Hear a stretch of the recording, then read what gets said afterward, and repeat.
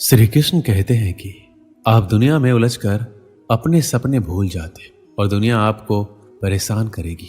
आपसे कहेगी कि तू कुछ नहीं कर पाएगा, आपको गिराने की कोशिश करेगी, आपसे जलेगी, आपको भटकाने की कोशिश करेगी, आपके एक बार के छोटी सी असफलता को बहुत बड़ा बना के आपको चिढ़ाएगी। आप उन पर ध्यान दोगे तो आप कुछ नहीं कर पाओगे। उन्हें नजरअंदाज करना सीखो और खुद पर विश्वास करना सीखो। आपकी मेहनत किसी ना किसी जगह जरूर दिखेगी, बस आप थोड़ा सा सब्र रखो। आप खुद पर विश्वास रखोगे तो आप खुद उम्मीदों पर तो खड़े उतरोगे ही, बल्कि आप उनसे भी बेहतर कर दिखाओगे। और अभी तक आपके जीवन में दुनिया का प्रेशर नहीं आया है तो आप अभी सफलता के रास्ते पर हो ही नहीं। आपके सामने जीवन में एक ना एक बार वो दिन अवश्य आएगा जब सारी दुनिया आपके खिलाफ हो जाएगी। आप तो बस अकेले में ही अपनी जिंदगी और मेहनत की जंग लड़ते रहना। इस दौर में बहुत ही कम लोग कुछ सीख पाते हैं। हमें वो दिन नहीं आने देना है, चाहे किसी भी हद तक जाना पड़ जाए। इसलिए आपको सारी हदें पार करके आगे बढ़ना है। आपकी जो भी खराब आदतें हैं, सारी आदतों को छोड़ना है और आपको अच्छी आदतें अपनानी ही होगी। आप कहीं से भी कुछ भी चीज सीखें तो आप उसे एक बार अपना कर जरूर देखो, ज्यादा नहीं, सिर्फ 10 दिन तो करो। श्री कृष्ण कहते हैं लाखों विद्यार्थियों की ये बुरी चीज है कि उन्हें ज्ञान फालतू का लगता है और कुछ लोगों को अच्छा लगता है तो उन्हें अपनाना नहीं है। विद्यार्थियों को सफलता के रास्ते पर दिन कुछ नया करते रहना बहुत जरूरी है और धीरे धीरे खुद को बदलना जरूरी है, पर बहुत लोग इसे नजरअंदाज करते हैं और एक समय के बाद सपनों को भूल के इसी जिंदगी में उलझ जाते हैं। आप स्कूल जाते हो, कहते हो स्कूल में पढ़ाई नहीं होती। मुख्य कारण तो यह है कि आपको पढ़ना ही नहीं है। स्कूल में तो पढ़ाई बराबर हो रही है, पर बहाने ही हमें सफलता से रोकते हैं। इसलिए बहाने बनाना बंद करो। आपकी सफलता के बीच में जो कुछ भी है उसे तोड़ मरोड़ डालो, उसे जैसे भी हो जल्दी छोड़ो। घर की प्रॉब्लम है, घर की जिम्मेदारी है, पढ़ने के इरादे से बाहर चले जाओ, वहां मेहनत करो।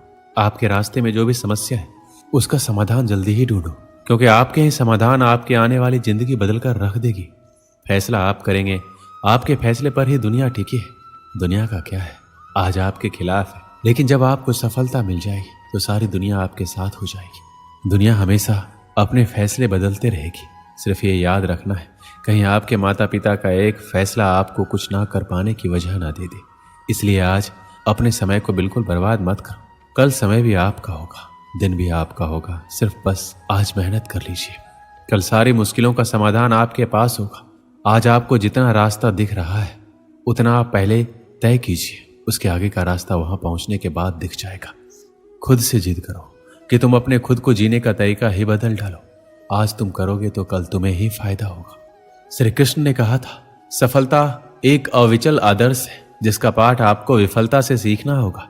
यदि आप गिरते हैं तो उठें, यदि आप हारते हैं तो जीतें। अपनी गलतियों को एक मौका समझें और उनसे सीखें। आपकी असफलताओं में भी आपके बड़े सपने छिपे होते हैं। अपनी विफलताओं को मतलब से भरें और आगे बढ़ने के लिए एक नया उद्देश्य तय करें। जीवन आपको चुनौतियों से नहीं बल्कि आपके प्रतिस्पर्धी से मुकाबला करने का मौका देता है। एक सफल विद्यार्थी की पहचान यह नहीं है कि वह कितना अच्छा अंक प्राप्त करता है, बल्कि यह है कि वह किसी से कम नहीं है। आपका सबसे बड़ा प्रतियोगी आप ही होंगे। आप अपने आप से मुकाबला करें और स्वयं के आगे निरंतर सुधार का मार्ग चुनें। आपकी सफलता का एक और महत्वपूर्ण अंग आत्मविश्वास है। आपको खुद में विश्वास होना चाहिए कि आप किसी भी लक्ष्य को प्राप्त कर सकते हैं। स्वयं को कमजोर मत समझें, बल्कि अपनी शक्ति को पहचानें और उसे बढ़ावा दें। जब आप अपने अंदर के संचारी शक्ति को पकड़ेंगे तो कोई भी लक्ष्य आपके लिए असंभव नहीं होगा। साथ ही आपको अपने सपनों को बनाए रखने के लिए सचेत रहना होगा। आपके लक्ष्य बड़े हो सकते हैं, लेकिन उन्हें प्राप्त करने के लिए मेहनत, समर्पण और अध्ययन की आवश्यकता है। आपको अपने लक्ष्यों के लिए संघर्ष करने के लिए तत्परता और सही दिशा में प्रयास करना होगा। याद रखें, अगर आपकी मेहनत और समर्पण सही है तो आपके सपने सच होने से कोई रोक नहीं सकते। आप सचमुच महान हो सकते हैं। आपको सिर्फ अपनी क्षमताओं को पहचानने की आवश्यकता है और समर्पण के साथ काम करने की इच्छा है। जीवन के सभी मोड़ों पर अपना सामरिक मनोबल बनाए रखें और अपार सफलता की ओर बढ़ें। आप सभी के भीतर एक अद्वितीय संभावनाओं का समुद्र है। आपकी खुदरा प्रतिभा अद्भुत कला और निरंतरता से भरी योग्यता का परिचय कराती है। आप विचार कर सकते हैं, सपने देख सकते हैं, इनको हकीकत में बदलने का साहस रखते हैं। जब आप खुद को परिभाषित करते हैं तो सारी दुनिया आपके पास से गुजरती है। आपकी सोच, आपके विचार और आपकी भावनाएं आपकी शक्ति बनती है।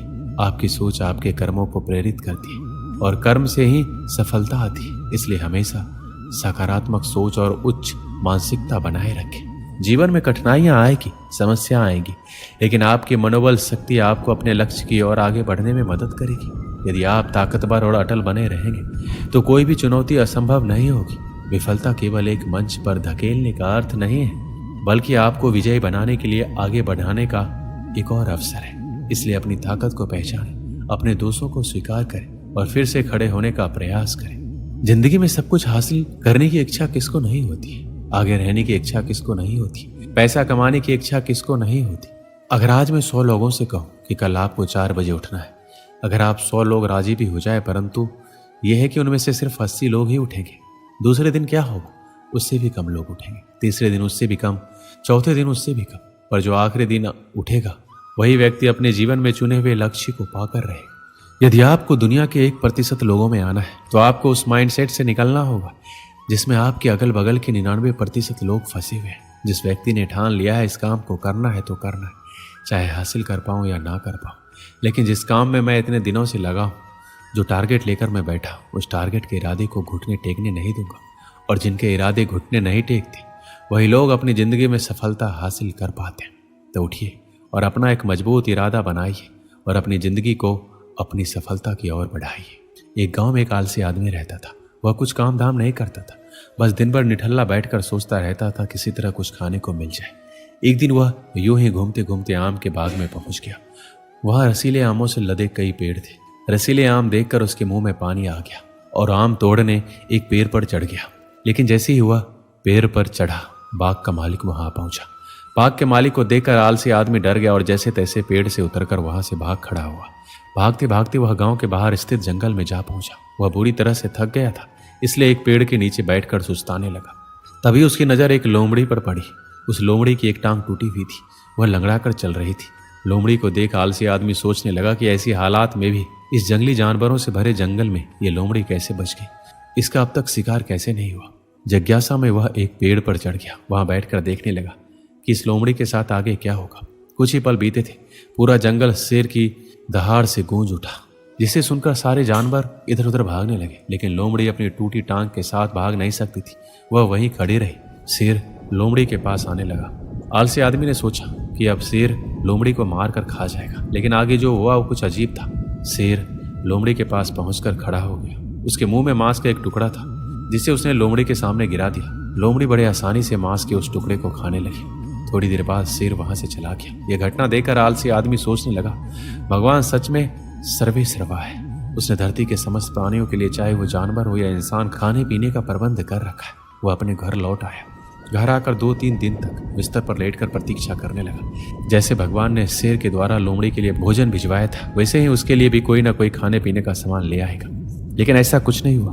भूख से उसकी हालात खराब होने लगी। आखिरकार उसे घर से बाहर निकलना ही पड़ा। घर के बाहर उसे एक पेड़ के नीचे बैठे हुए बाबा दिखाई पड़े। वह उनके पास गया और जंगल का सारा वृतांत सुनाते हुए बोला, बाबा जी, भगवान मेरे साथ ऐसा क्यों कर रहे हैं? उनके पास जानवरों के लिए भोजन का प्रबंध है, लेकिन इंसानों के लिए नहीं। बाबा जी ने उत्तर दिया, बेटा ऐसी बात नहीं है। भगवान के पास सारे प्रबंध हैं, दूसरों के लिए भी, तुम्हारे लिए भी। लेकिन बात यह है कि वो तुम्हें लोमड़ी नहीं शेर बनाना चाहते। दोस्तों, इस कहानी से क्या सीख मिलती है? हम सबके भीतर क्षमताओं का असीम भंडार है, बस अपनी अज्ञानता वश हम उन्हें पहचान नहीं पाते और स्वयं को कामचोर समझकर दूसरों की सहायता का प्रतीक्षा करते हैं। स्वयं की क्षमता पहचानिए, दूसरों की सहायता का प्रतीक्षा मत कीजिए। इतने सक्षम बनिए कि आप दूसरों की सहायता कर सकें। दोस्तों, इस वीडियो में बस इतना ही। मिलते हैं अगली वीडियो में। अपना ख्याल रखिएगा। जय श्री कृष्ण।